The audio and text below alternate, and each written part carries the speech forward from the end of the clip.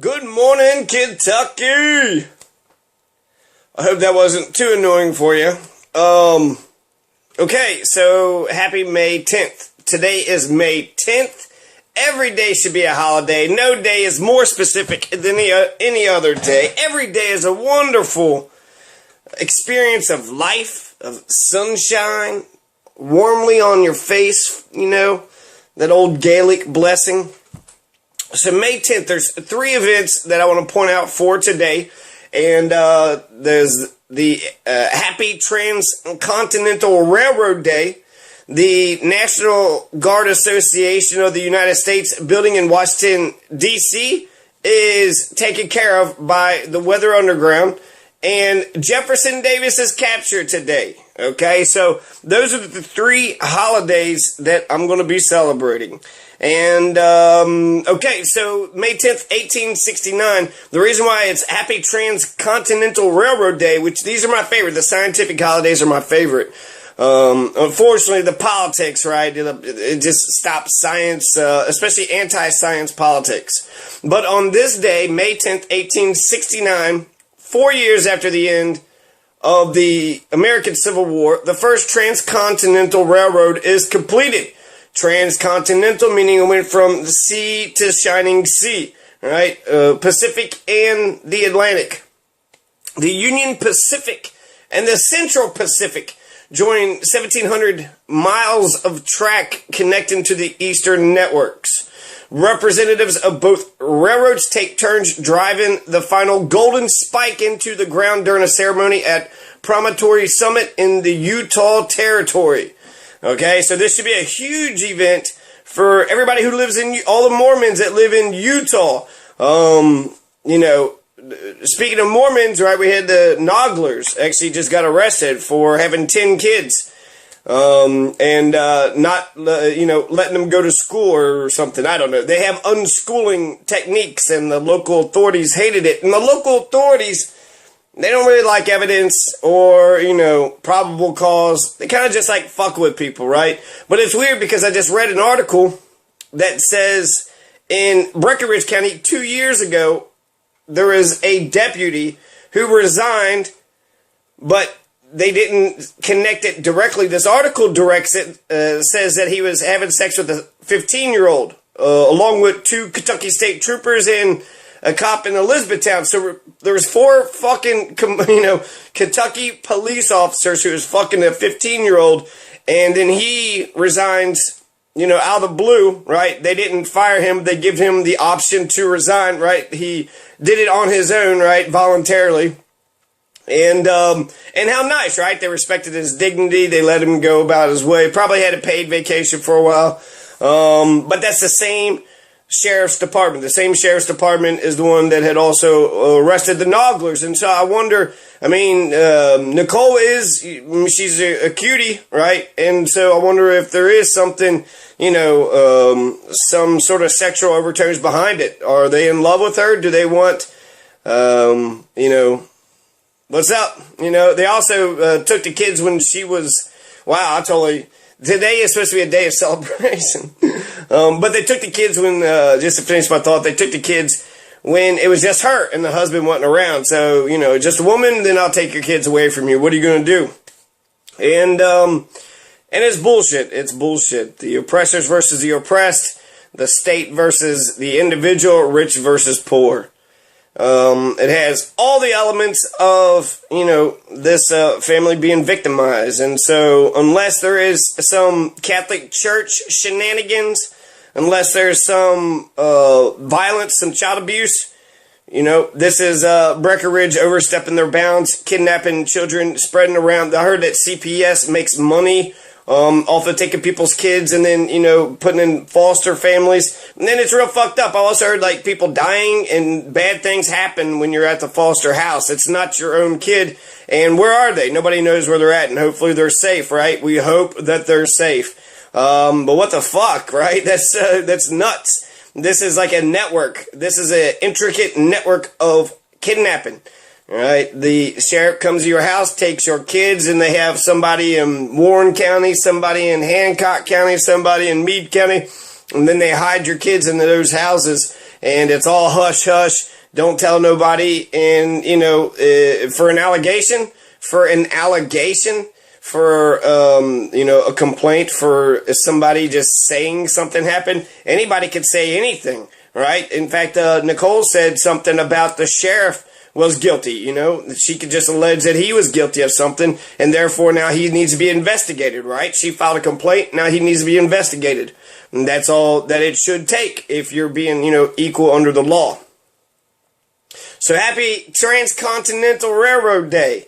I think what we need to do for Transcontinental Railroad Day is we all should lay our own railroad tracks, and then we should connect them, by driving a golden spike, in between, and so that we'll actually reenact what happened. We'll be establishing networks of railroads for everybody in the community, so we could, easily move our coal from one yard to the next yard. It's just, for fun. I mean, I know it's like a big ordeal. I'm kidding. Okay, so the May 10th, 1970, so this will be 101 years. Okay, 101 years after the Transcontinental Railroad was connected. That's when the Weather Underground bombed the National Guard Association of the United States building in Washington, D.C. So, Weather Underground is a fascinating organization. I want to read this spot here, okay? So this is from the book Toxic Terror, Assessing Terrorist Use of Chemical and Biological Weapons. On March 6th, 2 months ago or so, 3 founders of the Weather Underground actually killed themselves when the bomb that they were assembling in New York City just blew up. So they reassessed what they were actually wanting to do, what their aims were. Instead of actually achieving change with the violence, they just wanted to use the violence in order to spread their message and to increase solidarity.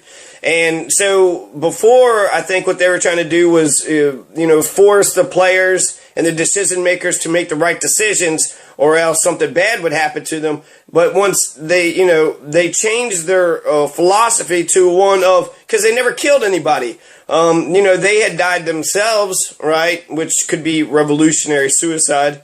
Huey Newton, terminology, but they never killed anybody. They bombed so many places, actually. It was incredible how many places they bombed. And then eventually, because the 60s was a crazy time, and then Vietnam was a failure, so anybody who opposed Vietnam was vindicated, and including the Weather Underground. So in the aftermath of the townhouse explosion, the Weather Underground continued to call for radical political change, but their bombings became more of an expression of radical solidarity than a means to overthrow the system. Moreover, all the targets were symbolic, and the timing of the blast were deliberately chosen to avoid inflicting casualties. They'd bomb late at night. They would, tell everybody whatever.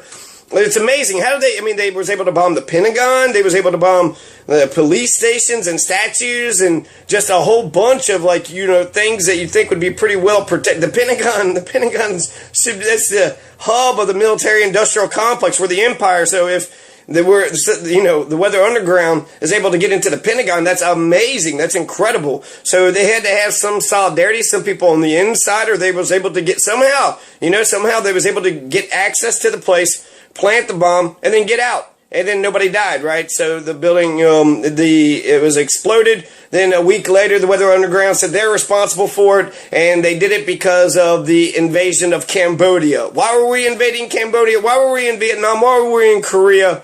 Why are we still invading countries? We don't just have one Vietnam, but we have about a dozen Vietnams, right? All simultaneously. So I guess if you have 12 wars and you win 6 of them, you could just, say, well, we won that, we won 6. We might have lost 6, but we won, So it's just playing by the numbers, right? The more wars you have, the more possibility for success. Let's see. In late May 1970, the group attacked the National Guard Association building in Washington, D.C., and then in mid-June 1970, they bombed the Hall of Justice in San Francisco, the headquarters of the New York City Police Department. NYC, the headquarters. Manhattan branch of the Bank of America. During the fall 1970 offensive, the Weather Underground bombed courthouses, National Guard facilities. which actually the UK ROTC's place that actually burned down. So that's not the National Guard, it's something else. Students were blamed for it. Criminal detention centers, jails, right? So in March 1971, the group bombed the U.S. Capitol building, and a year later, the Pentagon, with a score of other attacks in between. The Weather Underground disbanded as an organization in 1976, ending their impressive string of bombings. So the point of, all that to, wow, right? How many people did they blow up? The headquarters, the police headquarters of the New York City, police department. So that's impressive. I mean, I have to say that's remarkable. I'm a Gandhi, MLK, non-violent person, only believe in violence for self-defense. But that had an effect, and Nixon, said that the anti-war movement had an effect on him, and so I wonder. I almost put the success of, getting out of Vietnam right at the hands of the Weather Underground, whatever gains were made, because, no matter how, progressive or how, really you give it to somebody in the back, I don't know, if you're Nixon and you passed the EPA, but you didn't do it the way they wanted it to, in the back of your mind, that the Weather Underground is still out there. And so I think that's a strong lever of power for sort of psychological, oppression. He's going to be bombing. If he thinks he's going to be bombing Cambodia, well, now, the fucking Pentagon just bombed. Well, shit, right? So what is he supposed to do? Bill Ayers is actually out now. He's a professor, and so is Bernardine Dorn. And this is, what Sarah Palin had tied Barack Obama, saying that he pals around with terrorists. And actually, I think Bill Ayers did give Barack Obama some of his first seeding money for his first campaign.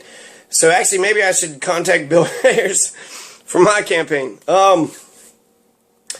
So yeah, it's a remarkable thing. So it was even remarkable. Nobody died, right? Because that was the moral conflict, and it's still a moral conflict today. Like, I'm opposed to empire and opposed to war. My country bombs innocent people in my name. The largest terroristic drone strike program in all of history.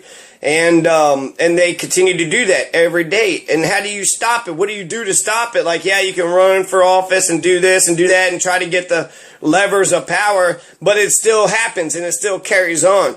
And, just evil, just to not stop evil, silence is consent. So to oppose it or to stand up in some way. So what do you do? How do you actually stop it? Especially when you feel so powerless as just an individual citizen. So we still have to answer those questions today. I'm not saying that the Weather Underground is the right perspective, because, they were vindicated with Vietnam. I think actually if you were to oppose the wars today, there wouldn't be no vindication. Look at Bradley Manning, right? In the 1960s, Bradley Manning's a hero. That's Daniel Greensburg. He's a hero.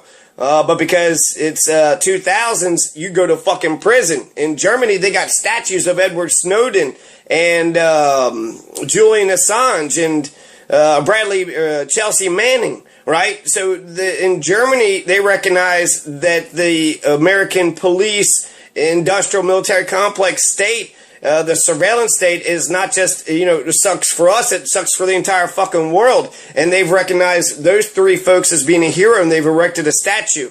So that's incredible. That's absolutely amazing. So we're living in a completely different age. We got Republicans that make Nixon and Reagan look like liberals. When, we don't, in the 60s and 70s, they were able to kick out the hippies and my people, the occupiers. They were able to kick out 2 presidents and almost shamed a 3rd one because of a shitty war.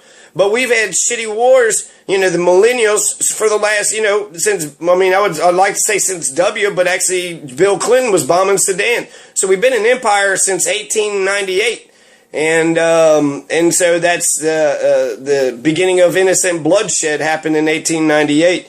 It doesn't have to be evil, right? We could be a benevolent force. Africa had an 80% approval rating of George W. Bush. So I think Africa liked the idea that George Bush was using the United States to intervene in places that have lots of violence and corruption. But we just suck at it. We've sucked at it so many times.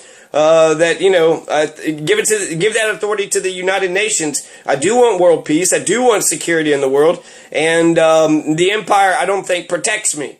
I think we could have some type of system where the entire world agrees on, and it's through the we already have that system, right? With the United Nations. And maybe we should move the United Nations out of New York City. Maybe put it in South America or Australia, anywhere. Maybe we should do it like the Olympics, and every year we have the UN headquarters, goes to some other place. So instead of building a big-ass facility for, sports, which is good, strength and endurance, just for a season, we could actually build a beautiful, great buildings that could be, used for whatever afterwards, right? So it could keep on going. Anyways, happy Weather Underground Day, okay? Today is a Weather Underground Day.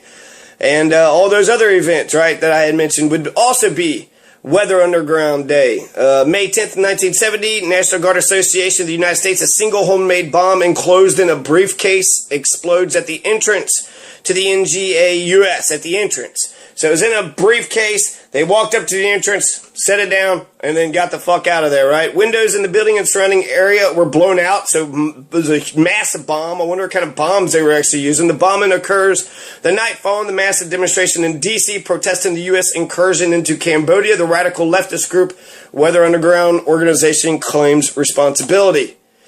Last but not least, the great Jefferson Davis, okay? The South is going to rise again, right? All these fucking Confederate flags.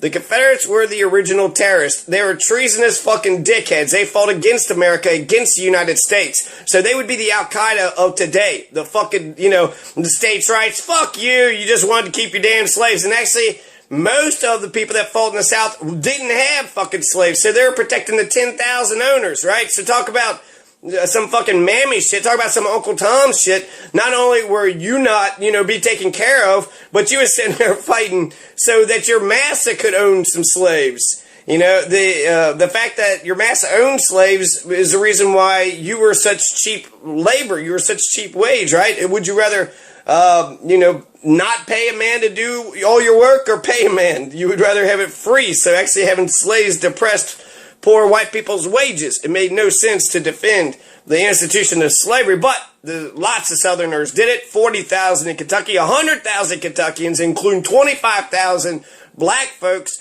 fought for the Union, including Germans. So Kentucky was on the right side of history. So congratulations, Kentucky. We've been on the right side of history with CARA. We was on the right side of history with the Common Core. We're on the right side of history with Obamacare. We're on the right side of history with the 1966 Civil Rights Act. So Kentucky, we got countercurrents, and while there is a lot of dumbness and ignorance, there's also a lot of success and a lot of champions standing up, doing the right thing. That was MLK. MLK marched on Frankfurt and got civil rights passed 1 year after the national government passed the civil rights, and that was Kentucky. We were the first state in the South in order to embrace integration. So good for us, right? And we won the Civil War. We chose the right side. Don't fucking feel bad for the fucking losers. I mean, unless you're a fucking loser. You're like, hey, I'm a loser, and then the Confederates lost, so clearly that was a war on me. No, well, if you're a loser, okay, fine, fuck you, right? You racist, dumb, ignorant, inbred, backwards piece of shit, fuck you. But if you're not a loser, if you love to win and you love America, then you love Abraham Lincoln and you love the United States and you say fuck you to the goddamn piece of shit racist Confederates.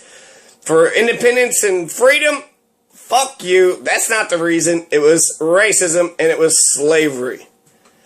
May 10th, 1865. This would be 4 years before the Transcontinental Railroad, and then, 100 years before whatever, and 150 years ago. So this would actually be the 150th year anniversary of the capture of Jefferson Davis. Now, I don't know if you've ever heard this story or not, but Jefferson Davis is captured May 10th, 1865. Not one shot was fired by the Confederates. Through some confusion, Jefferson Davis made a quick dash towards the creek. He thrown his wife's raglan, or an overcoat, on his shoulders, and this led to a persistent rumor that he attempted to flee in women's clothes. A popular song of the era was Jeff in Petticoats, and the main tabloids featured artist renderings of the fallen leader dressed in everything from a wig to a hoop skirt. A zealous member of the Michigan detail quickly apprehended Davis, and he was transported to the fortress Monroe Virgin, where he remained a prisoner for more than 2 years. His poor treatment and his subsequent exposure in the press helped strengthen the cause of Southern nationalism. So he likes to wear fucking dresses, right? Jefferson Davis, being cornered, immediately puts on his wife's dress and he fucking runs away. And he actually almost got away with it. Right? They're like, is that a woman? Oh, okay, that's just a woman. In fact, that's what Lafayette, right? General Lafayette, who was a big hero in the American Revolution. I'm sure you know what the fuck I'm talking about. You're Americans, okay? You know who Lafayette is. Especially if you live in Fayette County, Kentucky, because Fayette County was named after Lafayette. And Lexington was actually named after the revolutionary city in Massachusetts, Lexington. So lots of revolutionary ties. Lafayette wore a dress, got the fuck out of France, came here and started fighting here. Jefferson Davis tried to run away like a little bitch, like literally like a little bitch, right? And then, like they said, that he mistakenly grabbed Varina Davis's raglan coat rather than, I grabbed the pink one instead of the big manly one. My bad. And then they threw a black shawl over his head and shoulders as he walked away, right? So it wasn't him who put on the coat. He mistakenly grabbed her coat, and then she's the one that put the shawl on. I mean, he was just a hapless victim in the whole thing. It wasn't like he tried to sneak away as a woman. And how would that work? We're in a fucking war here, right? I mean, you saw Chris Kyle. He saw, the fucking kid, and he was like, pow, pow. Ain't nobody's going to get past him. So I understand Southern gentility. You don't cuss in front of, you can kill motherfuckers all day long, but you never say a cuss word in front of a woman. Well, it's fucking war, okay? So war is hell. And, I'm checking everybody. I'm sorry, just because you look like a woman, you pass by me. If I think you're Confederate, who the fuck are you? No. And especially if you're a man, that seemed like that would be something lots of people would try to do if that was like custom. Oh, it's just a woman. Now we let all the women pass. It doesn't matter if they have an Adam's apple and really broad chest. We let them all pass. Oh, hey, how are you doing? I mean, how many? It doesn't matter. Okay, so, yeah. That's, Rudy Giuliani. So Jefferson Davis liked to wear fucking dresses, right? Just like, there's several people. There's, the father, Rudy Giuliani, he cross-dressed, right? Don't forget about that. Hal Heiner, he looks like a cross-dresser. And Casey Crosby, right? She likes to wear dresses. I told him myself. Okay, anyways, the Rudy Giuliani and the other guy I was thinking of, it was a big guy, a big rock star, not a rock star, like a 60s R&B artist. His dad murdered him. And he actually carried his fucking legacy on out, right? The senior fucking killed the junior. And his name was Marvin Gaye, right? Marvin Gaye.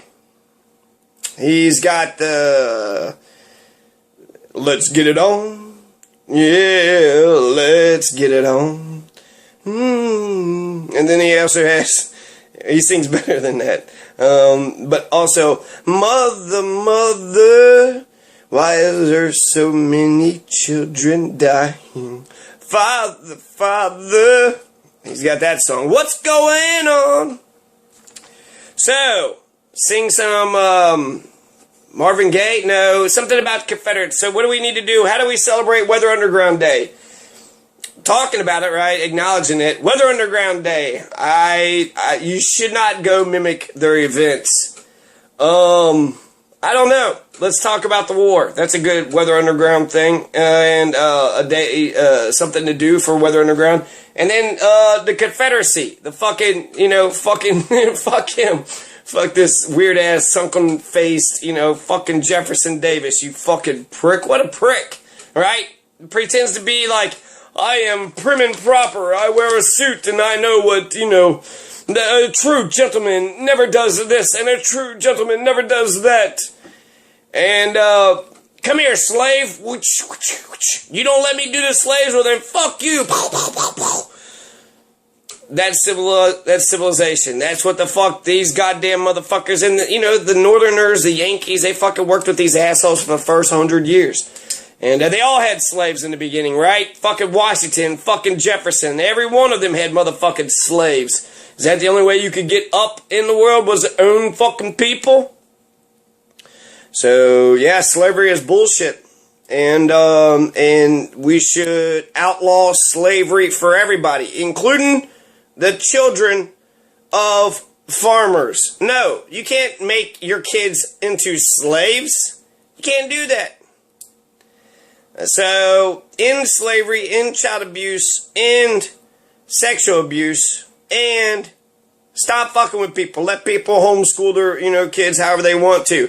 You come in, you see what's going on, you talk to each one of the kids individually, and if they don't say anything to you, you have no evidence of anything happening, get the fuck out. You're done. You've done what you need to do. And that's just it. That's just the way it goes. And so, 134, May 10th, 2015. Happy Jefferson Davis gets caught in a dress, Weather Underground, and Transcontinental holiday. May 10th. Never forget, May 10th. Occupy.